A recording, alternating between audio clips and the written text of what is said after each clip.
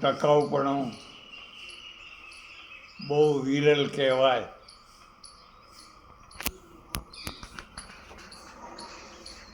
જ્યાં સાચી કરન્સી હોય ત્યાં થોડા ઘણા અંશમાં પણ ડુપ્લિકેટ કરન્સીઓ પ્રચલિત થઈ જતી હોય છે.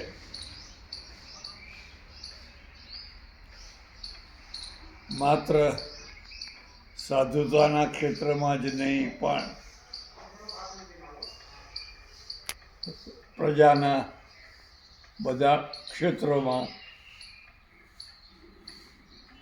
જેમ કે રાજકારણમાં,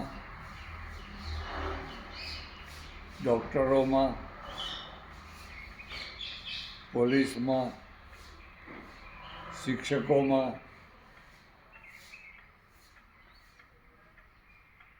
બધા આવી રીતે બધા ક્ષેત્રોમાં ડુપ્લિકેટ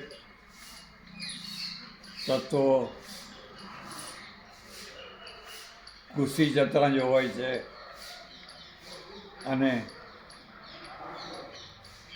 સાચી કરન્સીનો લાભ ઉઠાવતા હોય છે. પેરેગ્રાફ. હિન્દુ ધર્મ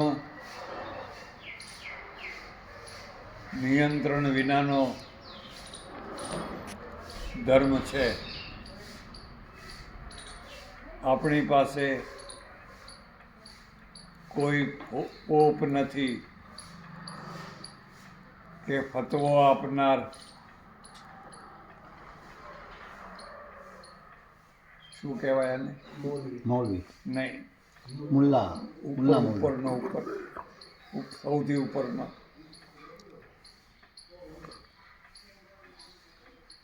ખાલી રાખો, યાદ આવે એટલે નથી. એટલે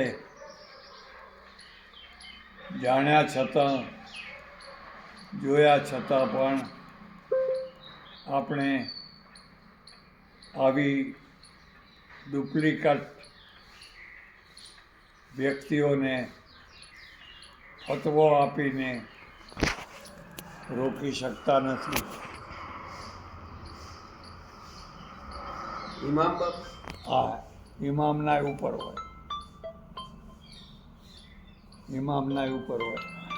અત્યારે આ ટર્કીનો પેલો થવા માંગે છે ને, તે દુઃખનો વિષય છે. એટલે આપી ના વિષય છે. એટલે જિજ્ઞાસુ જનોએ જેમ ઘઉંમાં કંકરા વીણવાના હોય એમ હવે તો આપણે કાંકરામાં ઘઉં વીણવાના થયા છે.